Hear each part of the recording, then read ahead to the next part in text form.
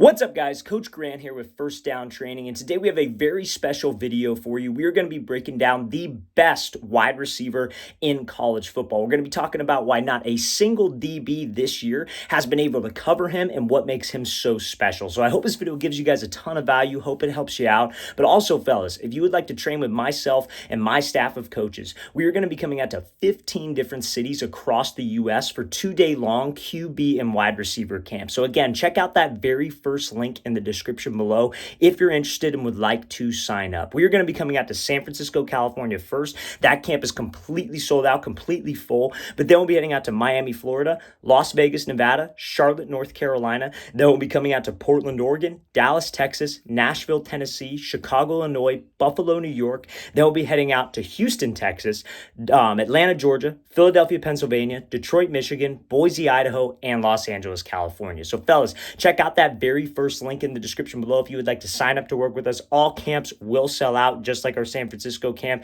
So I hope we can see you there. Let's get started with this video.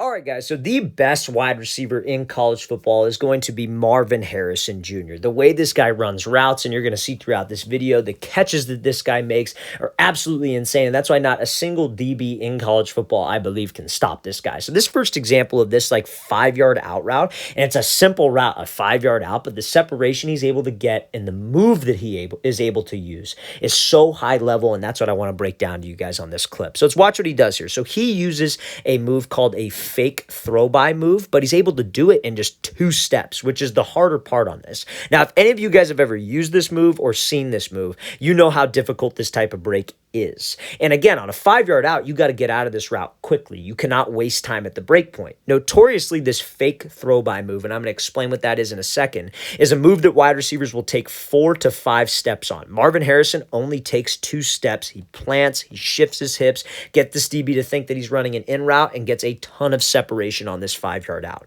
And when you get this guy the ball in his hands and he could turn up that sideline, he could go make you miss, he could beat you in a lot of ways. That's why he's one of the best in the game, right? So when you come out to the line of scrimmage, and again, this is a very, very advanced move, but we're going to break it down. So we have an inside shade guy, right? Inside shade sitting right at about 5 yards, and we have to run this 5-yard out. So normally what you would want to do is you would want to try to attack this DB's leverage. You would want to make him think that you were running an inside breaking route, right? Like maybe you're running a dig, maybe you're running a slant. So you would angle the route towards him, because when you have a DB who's lined up inside shade, we know that he's trying to prevent the inside route. Don't let this wide receiver run inside. Force him to the outside to your help, and the help is essentially the sideline. If Harrison would have just tried to run around this guy, this DB would have been able to get hands on his hips, squeeze him to the sideline, and that's a tight window for the QB. That's actually where a DB could get a pick and probably 6 it going the opposite way because there's nobody else there. So we have to take care of that with my route. So Harrison comes off the ball and he attacks this DB, kind of closing the space with him, almost attacking the outside shoulder and hip. So this is a little bit different than what you would normally do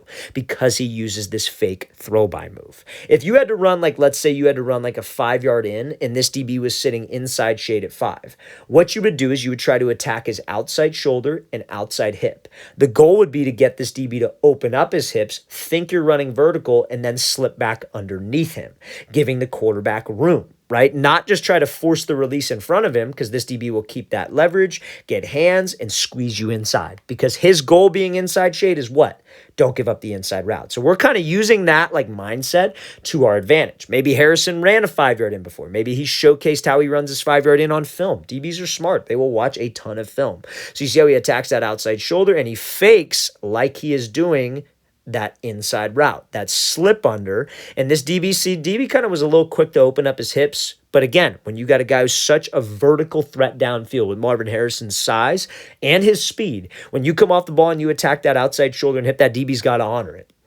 So now, make it look like we're slipping under him. Make it look like we're doing that like throw-by move where we slip back under him. So your hips, your shoulders, you have to get to this AKA like blind spot of the DB where he cannot see us. So he's thinking 5-yard in. I got beat to the inside. I gave up my leverage. But Harrison just created a whole bunch of space to the sideline for him, got separation from this DB, and was able to make this catch. And like this is like a great move that you guys can use on like a 3rd down situation where you got to get the ball and that DB's inside shade and you don't want to just run the route. And it doesn't take that much time. It just takes some creativity and knowing how to run routes. Guys, when it comes down to being some of the best wide receivers in college, you look at these guys, they all are obviously physically gifted. They all have size, speed. I get that.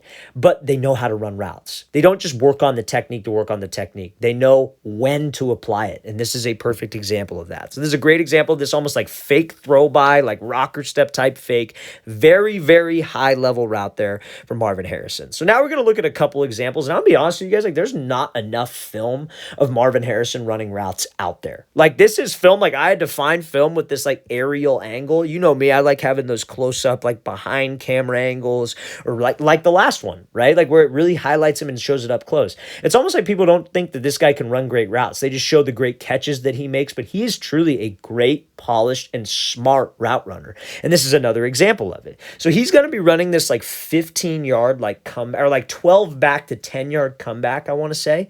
But again, this comeback route is against a DB who's outside shade and in zone coverage. So anybody that plays wide receiver knows how tough this look is. But again, he runs this route perfect. This is exactly how you would draw it up. This is exactly how you would coach a receiver to run this route versus this type of look. So let's play at full speed. So he comes off the ball and he gives a move called a vertical set, pushes up vertical. This is a 15-yard comeback. My apologies. And then he's able to come back to the ball and make a great catch. Obviously, that's what this guy does. He catches anything that you throw towards him, but he gets separation, guys. There's not enough people talking about the way he runs routes. So when you have a guy who's outside leverage, right, especially in zone, especially when you're on the outside, his goal is to prevent the outside route. Do not let this wide receiver run around him and run a fade, right? So if Marvin Harrison just tried to get to his like AKA blind spot, this DB would keep his leverage. He would widen to the outside and be right on Harrison's hip or over the top. And when he broke to that comeback, there wouldn't be as much room for the quarterback to throw us open.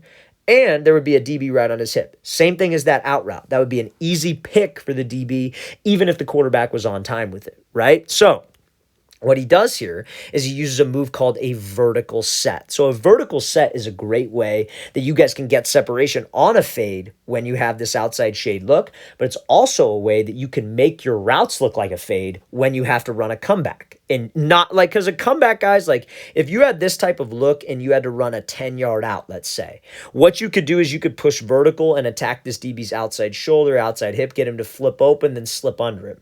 But because it's a comeback break and you got to break down and drop your hips to get back at a 45, that's not necessarily the best course of action. If you just run his outside shoulder, well, what if he's right on your hip and then you got to break back? You're going to be running right into him, right? So we got to find another way to do it. We have to eventually get to that blind spot, but we got to give the quarterback enough room to throw me open in the process. So he comes off and he gives this vertical set. So a vertical set is this like hard fake that he gives to the inside right here. It's a hard, like almost like pressure type step.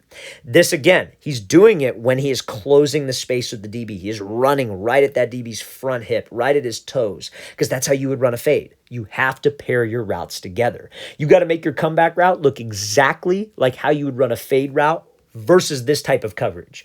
Like, let's say, for example, like let's say it was like inside shade off man. Like he could probably attack this guy, push vertical and break. But since it's outside shade, and like if that was inside shade and you had to run a fade, you'd attack him and then go fade. So that's what you would do on a comeback. He's outside shade and in zone. You would step on his toes, metaphorically, give him an inside move, make him think that you're trying to run this fade, getting to his blind spot, make this DB think, oh shit, I'm about to get beat deep. Then we put the brakes on.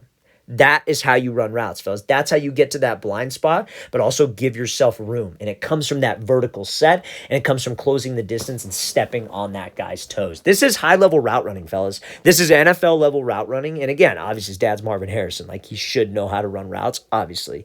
But this is very, very good. Guys, like seriously, there's not enough film out there. Like I think when he does different workouts, I don't know. I don't think he's going to be a Senior Bowl guy just because I don't think he's old enough, right? I may be wrong on that. But if there were Senior Bowl film of him, it would be everywhere. You know, every year they have the Senior Bowl one-on-ones.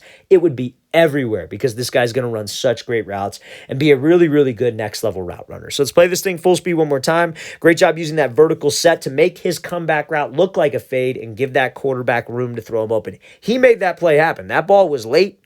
He needs to that's him giving that quarterback room and running a quarterback friendly route.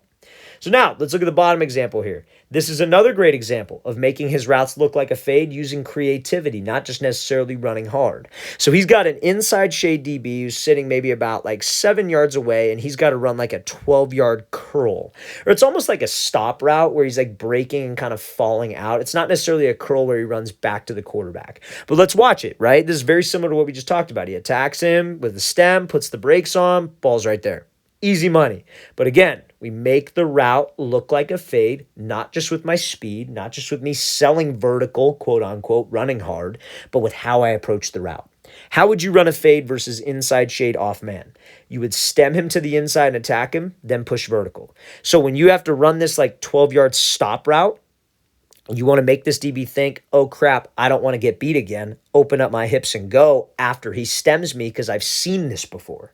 So watch what he does. He stems to the inside. This is exactly how he would run a fade. Then he accelerates. Stem inside, then accelerate. This is where selling vertical with your speed, with your stride, and with your body language comes into play. Because now our goal is to get this DB to open up the gate, get him out of phase, and then when we get to my break point, I can put the brakes on. I got separation because I took care of him with the stem.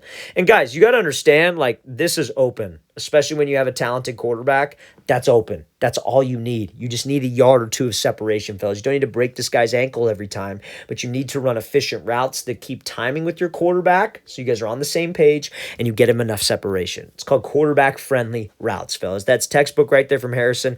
Very good at the top of the route, especially for his size and especially for his speed. So everybody loves to showcase Harrison making all these catches, right? Like I said, I don't think they give him enough praise for his route running ability. I think they're always talking about his speed and they're always talking about him being able to catch the ball, which obviously I think he's got a great combination of all the skills.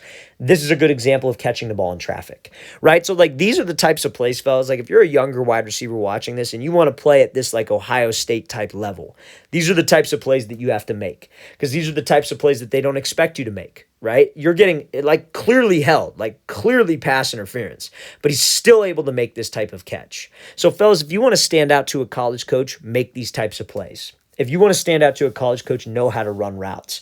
If you want to stand out to a college coach, get yards after the catch, yards after the contact, make plays that they don't expect you to make. Because I'm going to tell you this right now, fellas, like Marvin Harrison didn't get to this level, like in terms of like recruiting wise, by catching wide open posts or like a wide open slant where it's just a walk-in touchdown, where the DB just played zone coverage and you just kind of took one step and just almost pretty much were gifted a touchdown, right? Like those are not highlights.